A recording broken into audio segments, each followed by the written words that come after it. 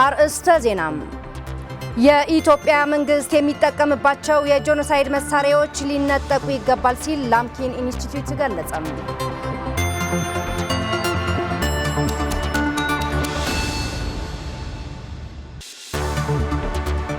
በመካከለኛው ምስራቅ የሚካሄደውን ጦርነት ያስቆማል የተባለው ኢራን ያቀረበችውን አዲስ እቅድ ፓኪስታን ለአሜሪካ መስጠቷ ተገለጸ። አበይት ዜናዎቻችን ናቸው።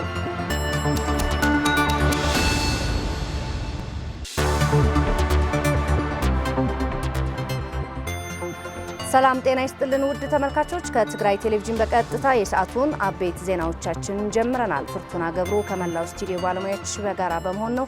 ወደ ቀዳሚ አበይት ዜና እናልፋለን።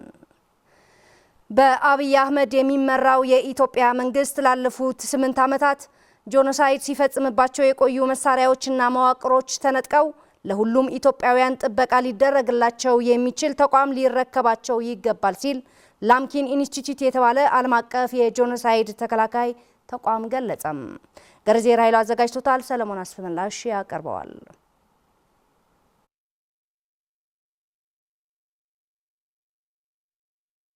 የኢትዮጵያ መንግስት በትግራይ ህዝብ ላይ ለ2 ዓመታት ሙሉ ጄኖሳይድ ሲፈጽም ከቆየ በኋላ በፕሪቶሪያው ዘላቂ የተኩስ አቁም ስምምነት መፈረምን ተከትሎ በትግራይ ላይ ግልጽ የሆነ ጦርነት እንደሌለ ያስረዳው ላምኪን ኢንስቲትዩት በአማራ፣ ቤንሻንጉል፣ ኦሮሚያና አዲስ አበባ ግን ግልጽ የሆነ ጄኖሳይድ እየተፈጸመ እንደሚገኝ አስረድቷል። በብልጽግና ኦሮሞ የሚዘወረው የኢትዮጵያ መንግስት ወደ ትግራይ ሲዘምት ህወሓትን ለማጥፋት በሚል የተሳሳተ ቅስቀሳ የትግራይ፣ አፋርና አማራ ክልሎች የጦርነት አውድማ እንዲሆኑ ማድረጉና በትግራይ ህዝብ ላይ ጄኖሳይድ መፈጸሙ ዓለም አቀፍ መመዘኛዎች ማረጋገጣቸው የላምኪን ኢንስቲትዩት ሪፖርት ያስረዳል። ብልጽግና የሚመራው የኢትዮጵያ መንግስት በ2015 ዓ.ም በአማራ ህዝብ ላይ የጀመረው ጦርነት ትጥቅ አስፈታለሁ በሚል የተሳሳተ ስሌት መሆኑ ያስረዳው ላምኪን የጄኖሳይድ መከላከያና ቅድመ ማስጠንቀቂያ ኢንስቲትዩት በወቅቱ በአማራ የታጠቁ የተለያዩ ኃይሎች አሁን ባሉበት ወጥ አደረጃጀት እንዳልነበራቸውና ጦርነቱ ቶሎ ለመጨረስ እምነት የነበረው መሆኑም ይጠቅሳል።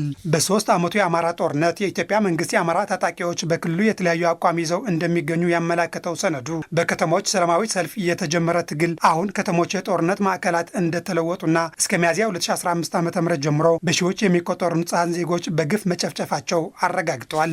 በአብይ አህመድ የሚመራው የኢትዮጵያ መንግስት በአማራ ህዝብ ላይ ጄኖሳይድ እየፈጸመ መሆኑ በተባበሩት መንግስታት የሰብአዊ መብቶች ከፍተኛ ኮሚሽነር ቢሮ የወጣ ማስረጃ የተጠቀመው ሰነዱ ጾታዊ ጥቃት፣ የዘፈቀደ እስራት፣ አፈና፣ በግዳጅ መሰወር፣ ንብረት ማውደምና ማሰቃየት በአማራ ክልል ላይ የኢትዮጵያ መንግስት ታጣቂዎች ሁነኛ መገለጫ መሆኑም ያስረዳል። በእግረኛ ወታደሮች ከሚደረጉ ጥፋቶች ጎን ለጎን ከአየር የሚወረወሩ ቦምቦች፣ የሰው አልባ አውሮፕላኖች እንዲሁም በመካናይዝድ የሚወረወሩ አረሮች በአማራ ህዝብ ላይ ከፍተኛ ሞትና መፈናቀል እያስከተለ መሆኑን የላምኪን ኢንስቲትዩት ሪፖርት ያሳያል። የአማራ ክልልን ለማጥቃት ብሔር ተኮር ስድቦችን ጨምሮ ከ8 ዓመት ህፃን እስከ 65 ዓመት እናቶች ላይ ጾታዊ ጥቃት እንደሚደርስባቸው በሪፖርቱ ላይ ይፋ ያደረገው ኢንስቲትዩቱ በአማራ ስም የሚታወቁ ፖለቲከኞች ማሰርን ጨምሮ ከ6,000 በላይ ትምህርት ቤቶች ከስራ ውጭ በመሆናቸው ምክንያት ከ4.4 ሚሊዮን በላይ ተማሪዎች ከትምህርት ገበታ ውጭ እንዲሆኑ መደረጉንም ይጠቅሳል። ኢጋድና አፍሪካ ህብረት ለኢትዮጵያ መንግስት የሚያዳሉ በመሆናቸው በአማራ ክልል በአዲስ አበባና ሌሎች ከተሞች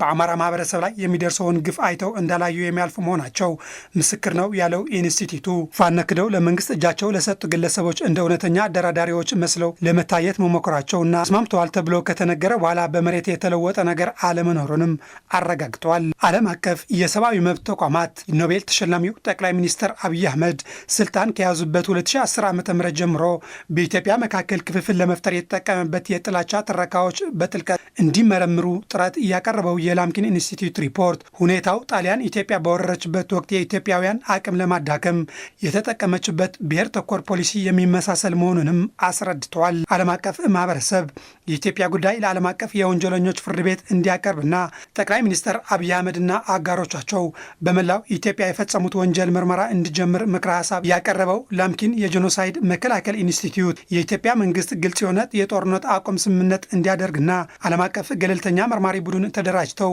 ተጠያቂነት ለማንገስ መንግስት ጄኖሳይድ ለመፈጸም የሚጠቀምባቸው ተቋማትና መሳሪያዎች እውነተኛ ፍትህ ለሚያረጋግጥ ተቋም እንዲያስረክብ ጫና ሊደረግበት ይገባል ብለዋል። የስምንተኛ ክፍል ብሔራዊ ፈተና ሰኔ 3 እንዲሁም የ12ኛ ክፍል ሀገራዊ ፈተናም ሰኔ 24 2018 ዓ.ም እንደሚሰጥ የመቀለ ከተማ አስተዳደር ማህበራዊ ጉዳይ አማካሪ አቶ ጌታቸው ወዳጄ አስታወቁም።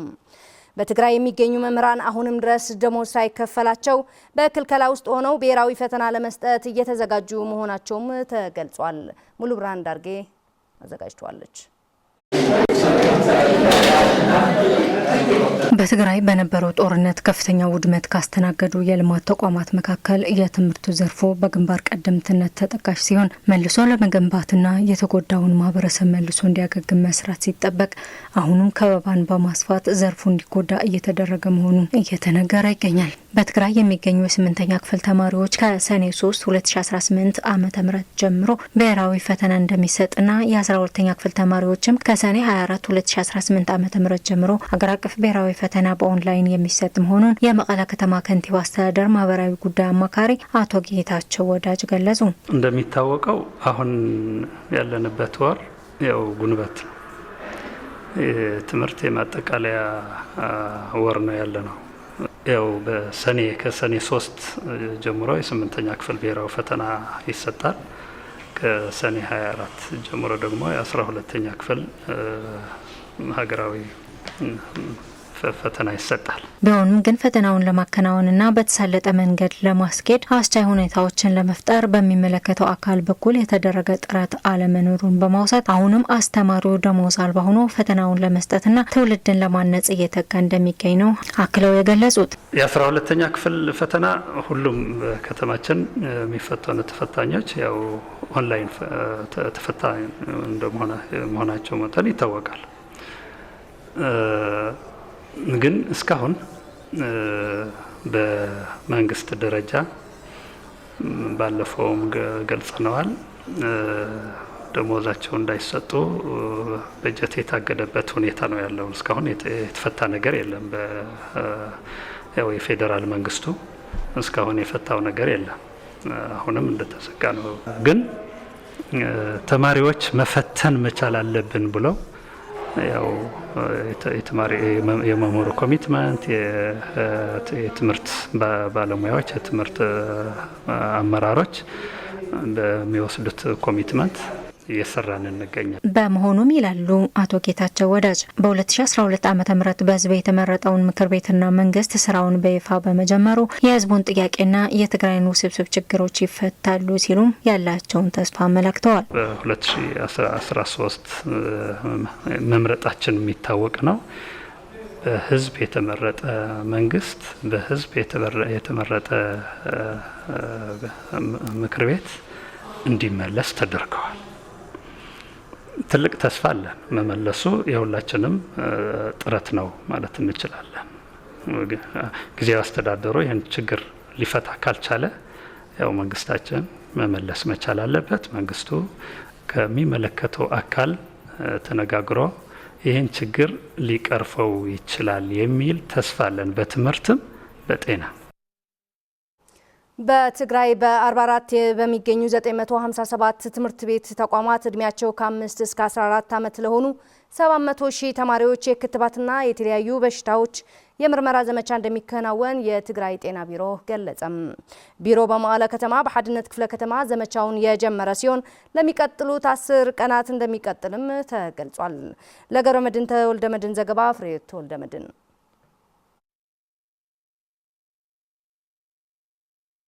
የትግራይ ጤና ቢሮ ከጤና ሚኒስቴር ጋር በመተባበር በትግራይ 44 ወረዳዎች በሚገኙ 957 የትምህርት ተቋማት ከግንቦት 10 እስከ 19 2018 ዓ.ም ጀምሮ እድሜያቸው ከ5 እስከ 14 ዓመት ለሚደርሱና 120 ሺህ ተፈናቃዮች የሚገኙበት 700 ሺህ ተማሪዎች የብልሃርዚያ፣ የማህፀን ጫፍ ካንሰር፣ የውሃ ምርመራ ስራዎች፣ የቲቪ፣ አይን፣ የደም ግፊትና የአመጋገብ ስርዓት ላይ ያተኮሩ ዘመቻ እንደሚካሄድ የትግራይ ጤና ቢሮ ምክትል ኃላፊ ዶክተር ስምዖን ገብረጻዲቅ ገልጸዋል። መንሽሮ አፍ ደገ ማህፀን ከታበስ ውሃብ እዩ እዚህ ድማ የማህፀን ጫፍ ካንሰር መከላከያ ክትባት ይሰጣል። ይህ ክትባት እድሜያቸው ከ9 እስከ 14 ዓመት ለሆናቸው ሴቶች ይሰጣል። ሌላው የውሃ ምርመራ ስራዎች፣ የቲቪ፣ የአይን፣ የደም ግፊትና የአመጋገብ ስርዓት ላይ ያተኮረ ዘመቻ እንደሚካሄድ፣ ይህ ዘመቻ የሚካሄደው ደግሞ በ44 ወረዳዎች ሲሆን በ226 ቀበሌዎች ላይ ነው። 700 ሺህ ተማሪዎች የሚያካትት ሲሆን ከነዚህ ውስጥ ደግሞ 120 ሺህ ተፈናቃይ ወገኖች ተጠቃሚ ያደርጋል። በዚህ ዘመቻ ተላላፊና ተላላፊ ያልሆኑ በሽታዎች በሚመለከት የግንዛቤ ማስጨበጥ ስራዎች እንደሚሰሩም ዶክተር ስምዖን አክለው ያስረዳሉ። ወፍሩዚ አብ ቤት ትምህርት ተመርኮሳ ስለዝኾነ ይህ ዘመቻ በትምህርት ቤቶች ላይ የሚሰጥ በመሆኑ ወላጆች ልጆቻቸው የግልና የአካባቢ ንጽህና እንዲጠብቁ ግንዛቤ መስጠት ግዴታ ይኖርባቸዋል። ሌላው ከደም ግፊትና ደም ማነስ ጋር ተያይዞ የአመጋገብ ስርዓትን ማወቅና ከበሽታው አስቀድሞ መጠንቀቅ ላይ በሚገባ መስራት ይገባናል። የመቀለ ከተማ የማህበራዊ ጉዳዮች ኃላፊ አቶ ጌታቸው ወዳጆ እንዲሁም የሓድነት ክፍለ ከተማ ጽህፈት ቤት ኃላፊ ሲስተር በላይነሽ ታረቀ በበኩላቸው ዘመቻው ግቡን እንዲመታ ወላጆችና መምህራን ከጤና ባለሙያዎች ጋር በመተባበር መስራት እንደሚገባቸውም ተናግረዋል። ህጻናት ተማሃሮውን እዚ ዝወሃብ ዘሎ ሕክምና ብልሃርዚያ ህጻናት ተማሪዎች የሆኑ መምህራን እንዲሁም ወላጆች የተጀመረው ዘመቻ ጠቃሚነቱ በሚገባ በመገንዘብ ሁሉም ተሳታፊና ተባባሪ ሊሆን ይገባል። መዳረክተ አካላት ምስ ርዕሰ መምህራንን ከግልና ከመንግስት ተቋማት ጋር በመተባበር ለሚመለከታቸው ሁሉ ግንዛቤ የማስጨበጥ ስራዎች ሰርተናል። የአይን ችግር ያለባቸውም ይሁን ሌሎች የህክምና አገልግሎቶችን ማግኘት የሚፈልጉ ሁሉ ምርመራውን ማከናወን ይችላሉ። የዚህ ዘመቻ ተጠቃሚ የሆኑና በመቀለ ከተማ በሓድነት ክፍለ ከተማ ቅሳነት አንደኛ ደረጃ ትምህርት ቤት የሚማሩ ተማሪዎች በበኩላቸው በነጻ የህክምና አገልግሎት እንዲያገኙ ትልቅ እድል እንደፈጠረላቸውም ገልጸዋል። ምርመራና አይኑን ይወዩ የአይን ምርመራ፣ የብልሃርዚያ መድኃኒት እንዲሁም ሌሎች ምርመራዎች እየተደረጉልን ነው። ይህ ለእኛ ትልቅ ጥቅም አለው። ምክንያቱም እነዚህ ምርመራዎች ውጭ ላይ ብዙ ወጪ ይጠይቃሉ። እዚህ ግን በነጻ ነው እየተሰጠን ያለው። ስለዚህ ትልቅ እድል ነው። የአይንና ሌሎች ምርመራዎች ተመርምረናል። ይህ ቀጣይነት ሊኖረው ይገባል። ወደ ስራ የተመለሰው የትግራይ መንግስት ዋና ተልዕኮ የትግራይ ህዝብ ህልውናና ደህንነት ለማረጋገጥና ህገ መንግስታዊ አሰራር ተግባር ለማድረግ መሆኑን ለኢትዮጵያ ህዝብ ሰላም ለማስፈን ውሳኔው ታሪካዊና ተቀባይነት ያለው ነው ሲሉ የተለያዩ ምሁራን ገለጹ። ምሁራኖቹ አያይዘውም ሰላምን ለማስፈንና የማህበረሰቦች የሻከረ መስተጋብር እንደገና በማሰባሰብ የህዝብ ለህዝብ ግንኙነት በማጠናከር በአካባቢው ዘላቂ ሰላምን ለማምጣት መንግስት በመመለሱ እጅግ ተስፋ ሰጪ ሚዛናዊና ወቅታዊውን የሚጠብቅ አንገብጋቢ ጉዳይ መሆኑን ጉልህ አድርገውታል ይላል ታደሰ ልጅ አለም ተከታይ ያለው። በ2.8 ሚሊዮን ህዝብ የተመረጠ ምክር ቤትና መንግስት መመለሱም የትግራይ ህዝብ ቁልፍ ጥያቄዎችና ችግር የሚፈታና ብሎም ፍትህና ተጠያቂነት የሚያረጋግጥ በትግራይ ህዝብ ላይ የተፈጸመው ጆኖሳይድ ፍትህ እንዲያገኝ መንግስት መመለሱና በይፋ ስራ መጀመሩ እነዚህን ጥያቄዎች ለመፍታት የጎላ ሚና ይኖረዋል ያሉ ሲሆን የትግራይ መንግስት የተቋቋመበት ዋነኛ ተልዕኮ የትግራይ ህዝብ ህልውናና ደህንነት ለማረጋገጥ ራስን በራስ የማስተዳደር መብትና ህገ መንግስታዊ አሰራር ለመተግበር መሆኑና የተወሰነ ውሳኔም ታሪካዊና በህዝብ ዘንድ ተቀባይነት ያለው ነው ሲሉ የተለያዩ ምሁራን አመላክተዋል። ራስን በራስ ማስተዳደር እኮ በቃ ተፈጥሯዊ ግዴታ ነው፣ ስጦታ ነው። ለትግራይ ህዝብ ደግሞ አስቀድሜ እንደጠቀስኩት ለሺህ ዓመታት የቆየ ነው። ስለዚህ ለጦርነት ምክንያት የሚሆን ነገር የለው። ከ1.2 ሚሊዮን በላይ በመዝገብ ያለ በእርዳታ ያለ ህዝብ አለ ተፈናቀለው። 1.2 የአንድ አገር የሚያክል ህዝብ ቤት አልባ አድርገህ መሬት አልባ አድርገህ ዘላቂ ሰላም የሚባል ነገር የለም። ስለዚህ ፌደራሉ መንግስት ይህንን ቆም ብሎ እንዲያስብ እነዚህ ወገኖች ህዝቦቹ ናቸው ወደ ቦታው እንዲመለሱ ማድረግ አለበት። አሁን ምርጫ ለማካሄድ እንዳይል ምርጫ ለማካሄድ ብቁ አይደለም። አሁን ራሱን በመከላከል ላይ ነው ያለው። ራስን በመከላከል ላይ ያለህ በጀት በሌለብህ ምርጫ ልታካሄድ አትችልም። ያለህን አማራጭ ሚኒማም የህዝብ ኮንሰንሰስ ኖሮት ከዛ በፊት ተመርጦ ነገር ግን ለመምራት እንኳን እድል ያላገኘ ህገወጥ በሆነ በፌደራል መንግስት ህጋዊነቱን የተመነጠለ መንግስት ጊዜ ቢያልፍበትም ፕሮፖር የሆነ መንግስት እሱ ነው። አሁን ብታየው ማለት ነው። በሀገር ደረጃ ያለው ሁኔታም ብንመለከተው በቅንነት ማየት ነው የሚያስፈልገው። የኢትዮጵያ መንግስት ለምንድን ነው እኔ ያልኩትን ካልሆነ ወይም ትግራይ የምትባልና ሀገር ካልደቀቀች ወደ ተለያዩ ብጥስጣሽ ነገሮች ካልተቀየረች ስልጣኔ አይጸናም የሚል አስተሳሰብ ነው መስተካከል ያለበት። እዚኣ እውን በዓላ ናይ ሉዓላውነት መግለፂት እያ።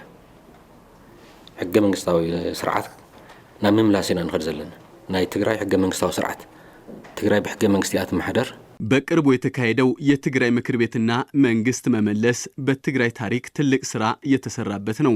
የተመለሰው የትግራይ ምክር ቤትና መንግስት የተቋቋመው ዋነኛ ተልእኮ የትግራይ ህዝብ ህልውናና ደህንነት ለማረጋገጥና ህገ መንግስታዊ አሰራርን ለመዘርጋትና ለመተግበር ነው መንግስት የተመለሰው።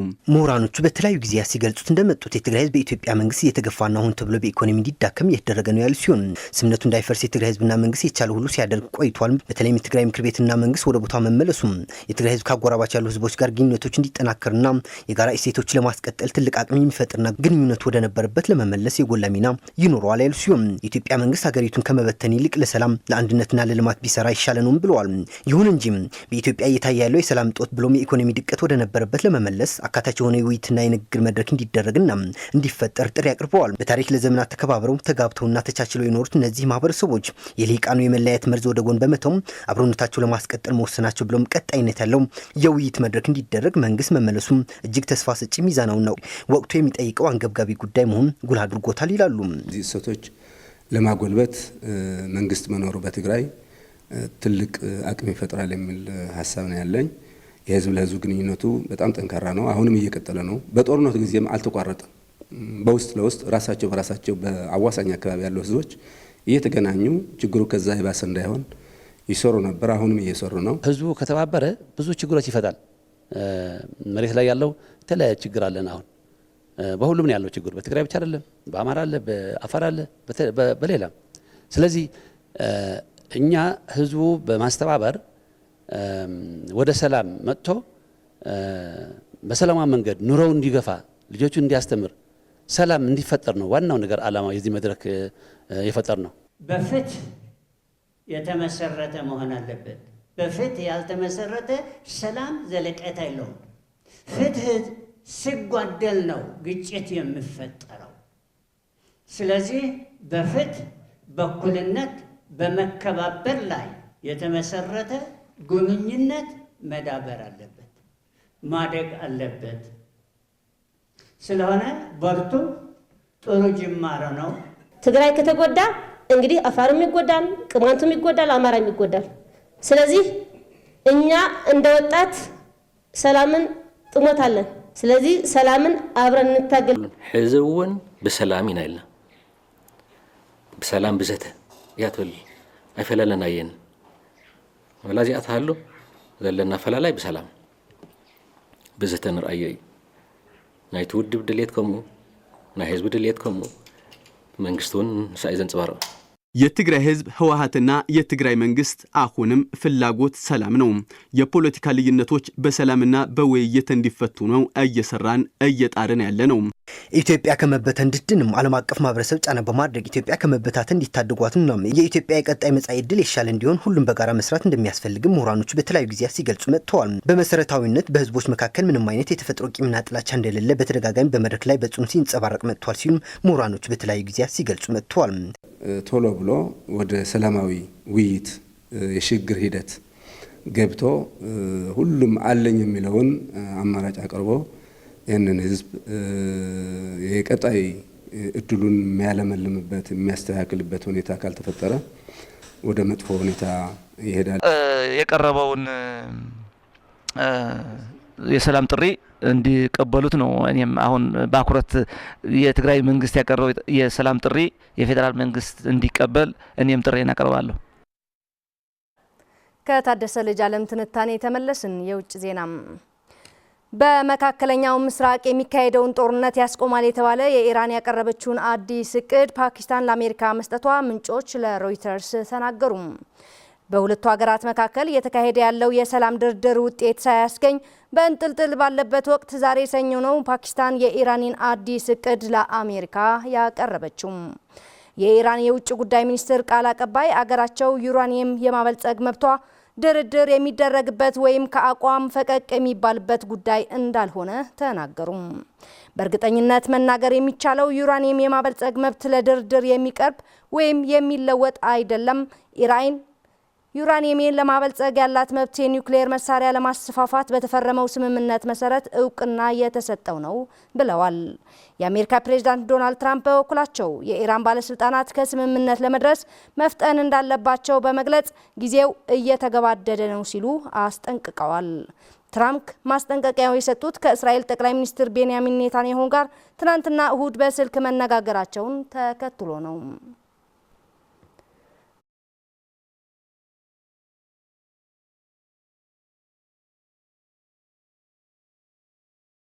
ውድ ተመልካቾቻችን የአማርኛ ዜና ስትከታተሉ ቆይታ አደረጋችሁ። ዜናዎቻችን እነኚህ ነበሩ። ከቀጣዩ የአማርኛ ፕሮግራም ጋር እንተዋችኋለን። ጋብዘናል። ሰላም